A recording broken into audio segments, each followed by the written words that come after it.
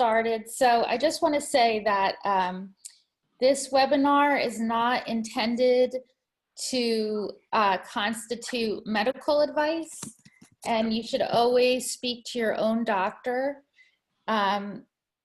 for advice for your own condition.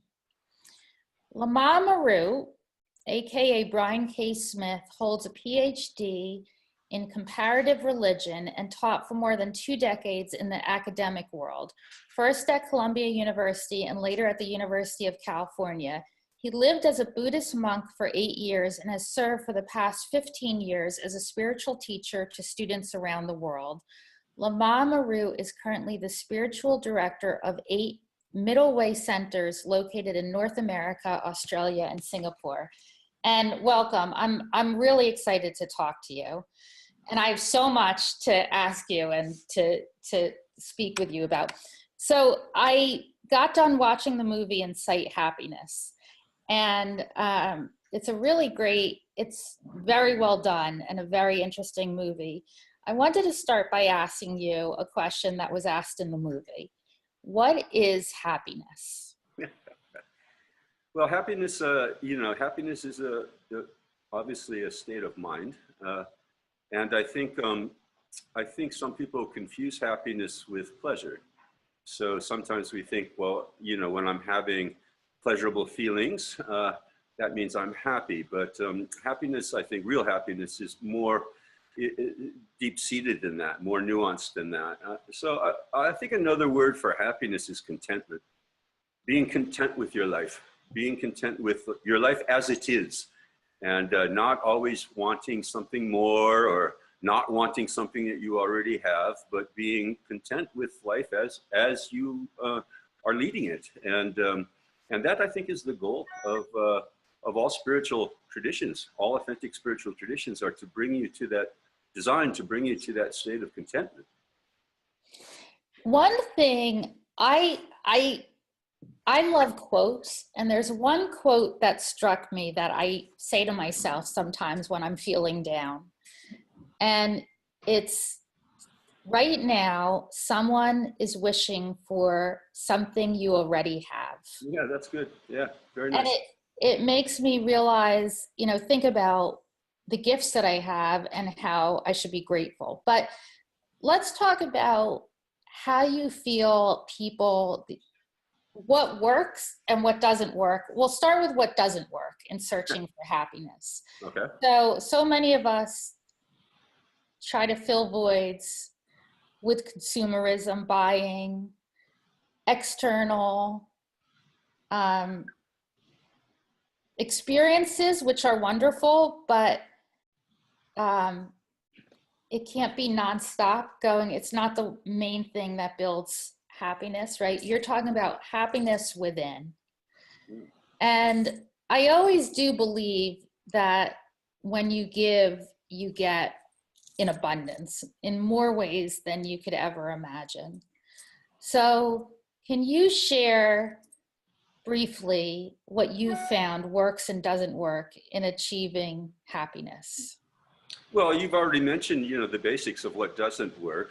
To bring long-term and deep-seated happiness, we can't find it in the externals of life. We can't find it in money or things or even in other people. I mean, sometimes we think, well, if I only found the right partner, for example, then I'd be happy because he or she would make me happy. And that's kind of like turning things inside out when it comes to relationships. I mean, no one else can make you happy or unhappy. Only you can make you happy or unhappy.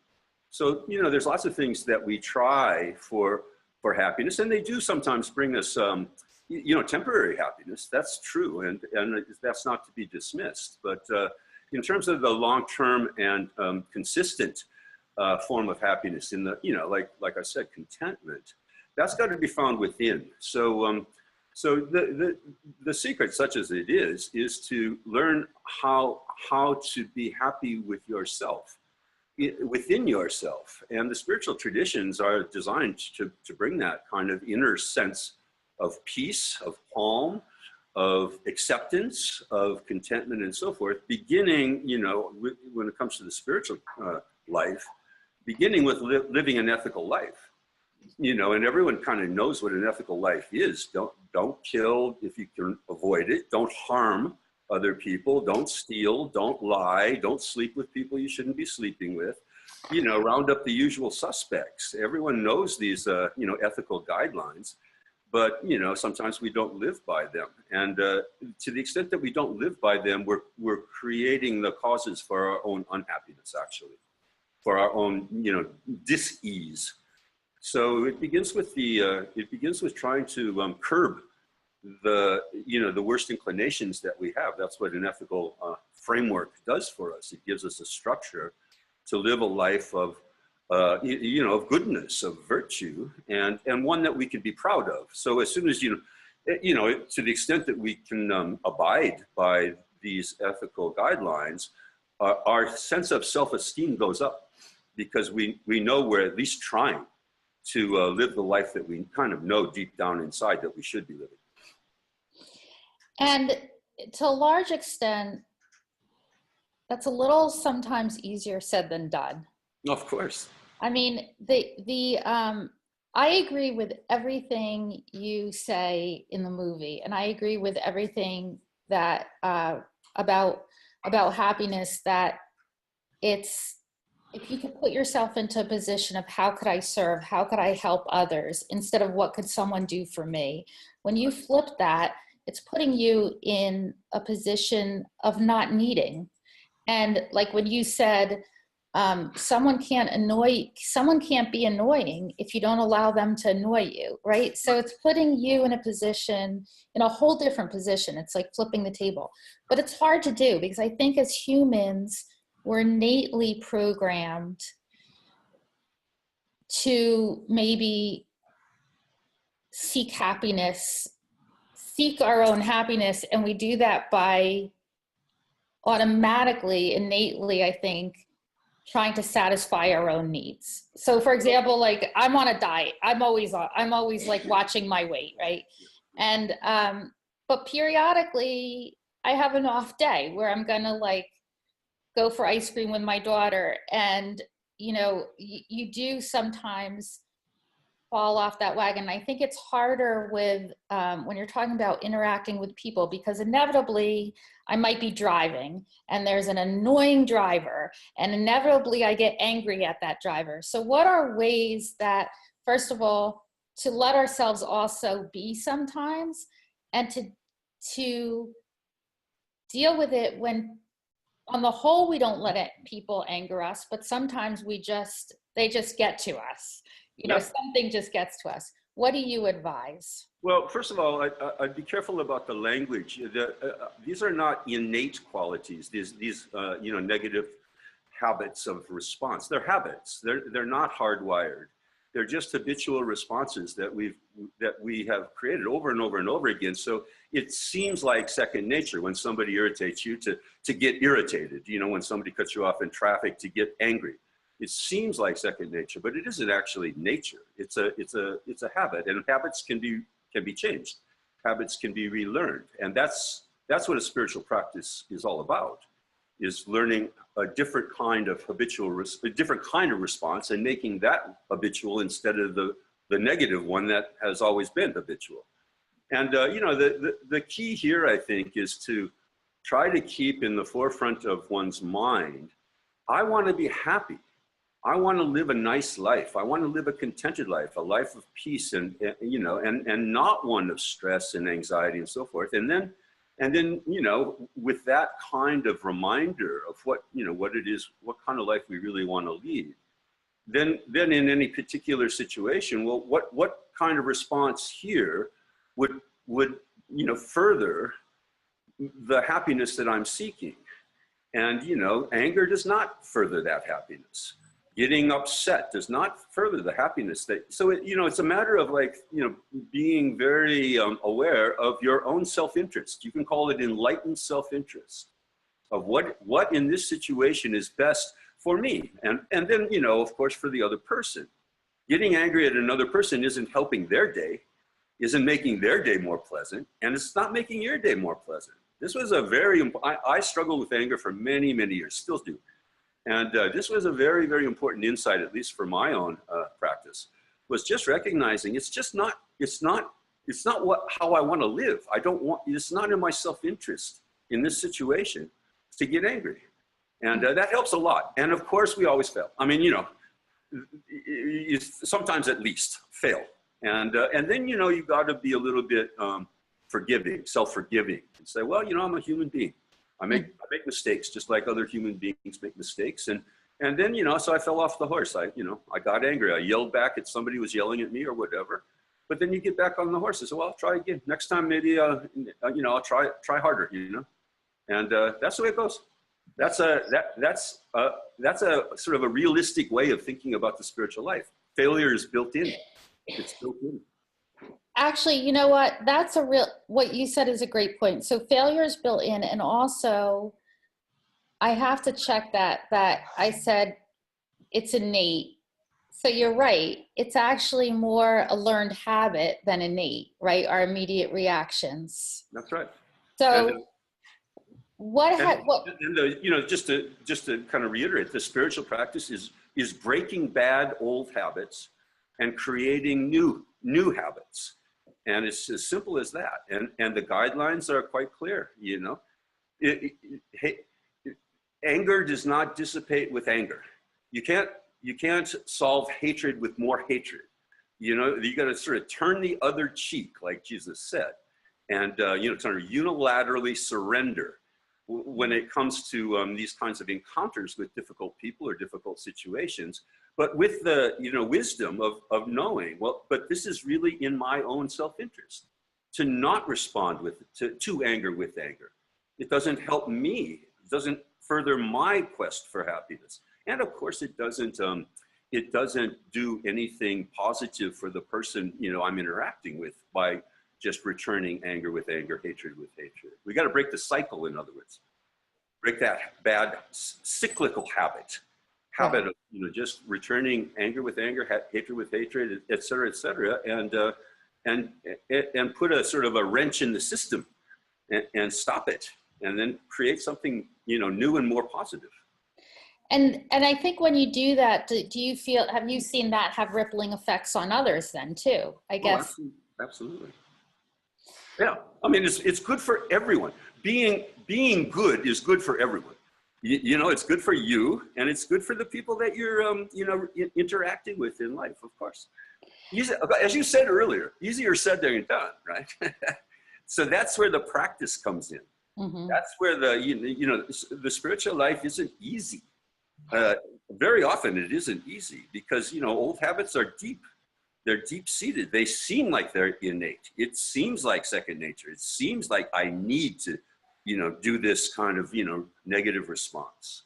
So the work is work. But if we're interested in finding that true contentment, happiness, peace of mind that we all really are desiring, then we've got to do the hard yards when it comes to these kinds of difficult situations. Can you talk about depression? Yes. And I know you went through depression, and it's talked about quite a bit on the video. So what is depression?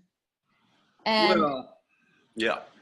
I mean, depression is sort of a severe case of unhappiness. I mean, just at a very simple level.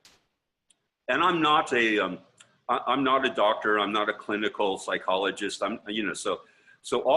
First and foremost, if you're suffering for depression, go to the sources in our culture that are, specializing in trying to combat depression. The drugs, try the antidepressants, try the talk therapy, all of that. But the real sort of paradoxically, the real cause of depression is thinking about yourself all the time. I mean, anybody who has been depressed or who is depressed knows that when you're depressed, you really can't think of anything other than how bad you feel. You don't really pay attention to other people anymore. You don't pay attention to your environment anymore. I mean, in severe cases, you can't even get out of bed. because you're just so paralyzed with this kind of, you know, repetitive loop. I'm unhappy, I'm feeling bad, I feel terrible, and so forth. And in one way or another, the way to get out of that depression is to break the loop, break the cycle. I had a very, very good psychiatrist when I was clinically depressed. I was hospitalized for depression. And this was long before I was, you know, practicing a spiritual life, actually. And the best advice one of the great advices that he gave me a lot of good advice, was, you know, try and think about somebody other than yourself. Think about the effect that you're having on your family as a depressed person. Think about the effect you're having on your friends who are, you know, really concerned about you and are, you know, upset about the fact that you're so sad and so. Think about other people. And if you can't think about other people, just get a pet. Try to have some other living being that you can kind of think about and realize, well, this pet needs to be fed. You know, this pet's cage needs to be cleaned out. Somebody other than yourself to think about. That's great. I'm going to tell you, just bring into this a little bit about my own story, and then I'm going to ask you something else. But I have something called lupus, and I've had 2 kidney transplants and lymphoma. And when the transplant meds eventually led to lymphoma, they believe. When I was diagnosed with lupus, I was a young teenager, and I started this nonprofit because at the time there were no computers, and I wanted to talk to other people who had lupus. So it was out of my own need. And people started writing to me with different health challenges, and I would connect each person with a friend who could understand what they were going through. And the organization grew. It's called Friends Health Connection. This is the organization. And I started working with hospitals that would refer patients. We became affiliated with dozens of hospitals. So when a patient was first diagnosed or felt lonely or scared, they would be referred to us, and we would connect them with a friend. So the organization became my life. And during my many hospitalizations, I was too busy to really focus on my own illness. So I was so busy running the organization and keeping up with all the letters that it took my attention away from my illness. And people would sometimes say, are you scared? Are you whatever? And I really didn't have time to pay a whole lot of attention to what I was going through. And it gave me a sense of purpose and a sense of, instead of feeling badly for myself, I really was focused on the positive that was coming out of it, which I didn't realize at the time was such a gift to me. When I went through lymphoma, it was 5 years ago, and I thought at the time, I have a daughter, she was 3, now she's 8. And at the time I decided the lymphoma was a life or death thing, and I was put on massive chemo, hospitalized many times. And I thought, at this point, I can't deal with illness anymore. I can't, professionally, I was dealing with illness, and personally, I was dealing with illness. And I decided to close the organization. And I closed the organization. I got through my lymphoma, and I conquered it. And I was on the other side of it. And I was ready to go back to my work and helping people, but I had closed the organization. And that led to depression. And for the first time in my life, I went through severe depression because I didn't have that sense of purpose in my life. And I realized what a gift it was all my life to focus on helping others. And I realized how amazing and powerful it is that when we help others, how much we help ourselves. Yes.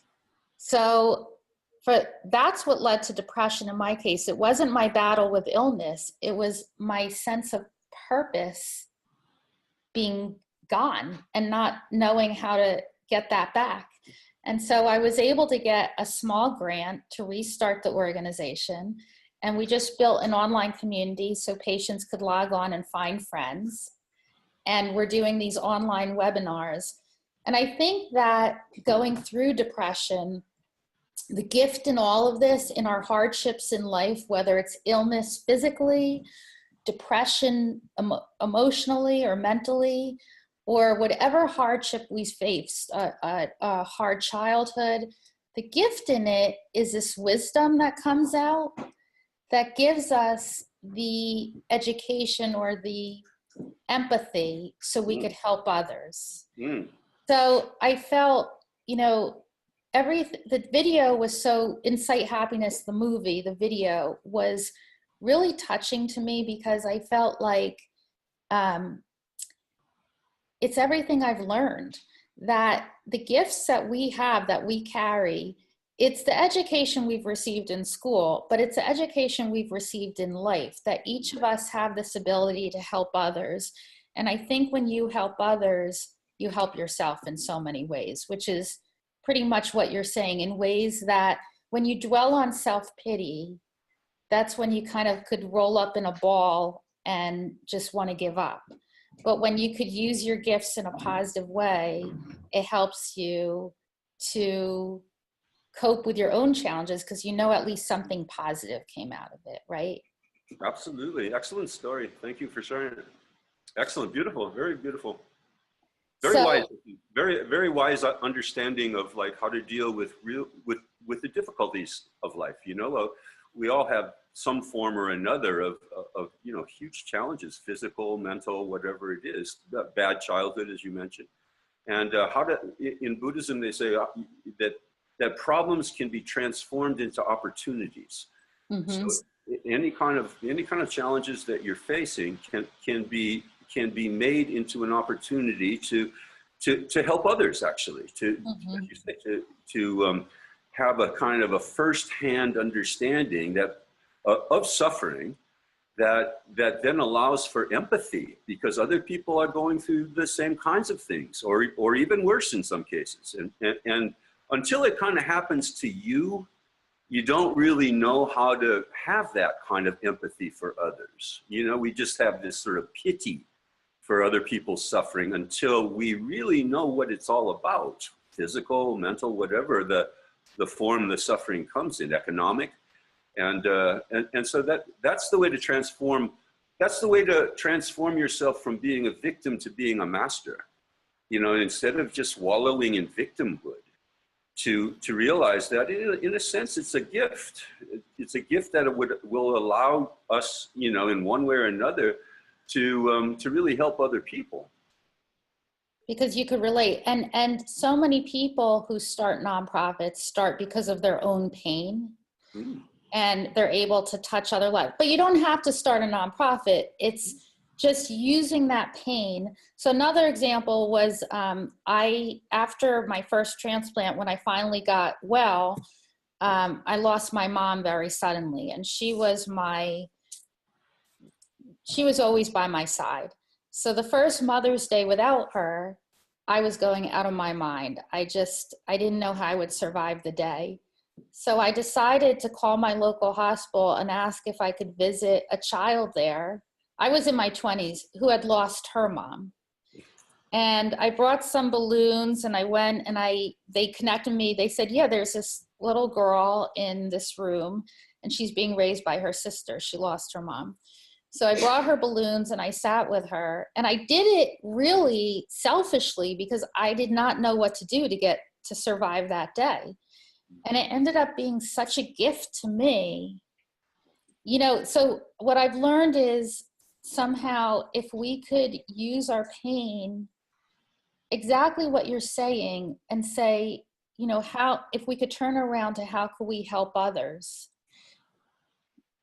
and realize that pain is sometimes our biggest gift, to being able to listen and really hear what other people are saying, because you could feel their stories. When people share their stories with you, if you've been through it, that pain that they're experiencing. And none of us live without some pain or challenge in our lives. That's right. And I think it becomes the most incredible gifts. And it is like a high that nothing else could buy. Money can't buy, or, anything can't buy. When you know that your hardship inevitably has helped someone else, it just helps you tenfold, I think. And that's the beauty of happiness. And then, you know, you talk about relationships too. And I love what you say about relationships, that I think we also have a tendency to say, when we have this, we'll be happy. When I lose 20 pounds, when I have a great man in my life, I'll be happy.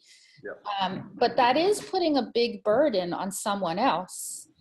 And I love, my favorite thing in your movies was when you said, then you start with here, you make me happy. And inevitably over time, that person isn't going to make you happy. So can you talk a little bit also about what you've learned about relationships and how to enter a relationship or turn a relationship in its healthiest way? Well, yeah. The premise for a good relationship, it seems to me, is to come into the relationship strong. In other words, to come into a relationship happy with yourself, so that you know, with a sense of self-sufficiency, you know, emotional self-sufficiency, economic self-sufficiency, all kinds of self-sufficiency. So you're coming in strong as an individual, and then you go into a relationship not thinking about what the other person can or should do for you. You know, they should fix me, they should, you know, supply my emotional needs for me, they should, you know, supply my economic needs. You know, none of that. That's designed, I think, to make at least a problematic relationship, if not an unsuccessful one. But if you come in, you know, with this sense of self-sufficiency, I guess that's the best word I can come up with right now, then the relationship is all about, what can I do for you? What can I do for the other person? How can I further their, you know, quest for happiness? And that's the secret that we've been talking about for a half an hour now, and that you've expressed very, very eloquently and beautifully and wisely. In the Buddhist text called The Guide to the Bodhisattva's Way of Life, there's a very significant sort of statement there. All our unhappiness comes from thinking about ourselves. All our happiness comes from thinking about other people. And that's a generalizable, you know, statement of how to be happy in relationship, in living a life. How can I serve? How can I bring whatever gifts I have into the relationships, into the world, into interactions in such a way that will further the happiness of other people? And it's as simple as that. Simple as that. And you know, the habit of thinking about yourself is probably the strongest habit. The habit of just worrying about me. Am I going to be okay? Am I going to be okay? Is probably the heaviest of the negative habits that we've created in our lives. And breaking that one is difficult. But you know, fortunately, as you've pointed out, if you just try it a little bit in whatever way you can, you reap the rewards right away. Mm-hmm. So then there's this kind of like positive reinforcement to do what we really don't want to do sometimes. Though I don't want to think about anybody else but me. But if we remember, well, yeah, that time that I had that Mother's Day and I went and, you know, served a little girl who had lost her mother, how good I felt that day because of what I did. Then that reinforces your tendency to do that kind of thing again. That's karma, by the way. That's how to really work karma. Well, it's simple messages, but it's the most profound messages. Absolutely. And that's what makes your work so incredible, because it's simple but profound. You need that. That movie will change lives, Incite Happiness, because it makes you just think about life differently and happiness differently, and turns that whole concept. It's almost like The Secret, you know, the book The Secret, that, you know, what you put out, you get back 1,000,000-fold, and that's the bottom line. And that's how we achieve happiness. So for those of you, for those people who want to follow your work, who want to learn more, who want to buy your books, and I just want to hold up, this is your movie. Roxanne, could I just say, it's really not my movie. It's a good friend and student of mine put 6 years of work into making this movie. His name is Mark Melchiorre. You know, and it features, you know, interviews with me, but also with lots other of people. So yeah, I just wanted to make that clear. It's not quite my movie. Okay, thank you. And you know, the other people are so wonderful. It's the way it's done it's so well done. Yeah, he did a really good job, I think. Yeah, he did a great job. So for people who want to be part of you and follow you, where do they go? Well, can you hold up my books also? Because those are mine. Be Nobody and the Spiritual Renegades Guide to the Good Life. These, all three of these products are published by a publisher called Beyond Words.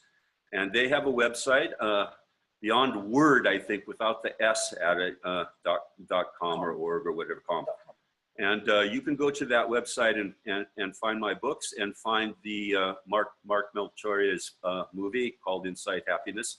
And that's a good way to start finding out, you know, what I've been teaching anyway. Okay, great. All right, thank you to everyone who joined us. Lama, thank you so much. You'll never know the rippling effects of your work and the number of people you impact, because every person you turn around, every person you bring this awakening and this powerful message to, they then will empower other people. And the effects are infinite.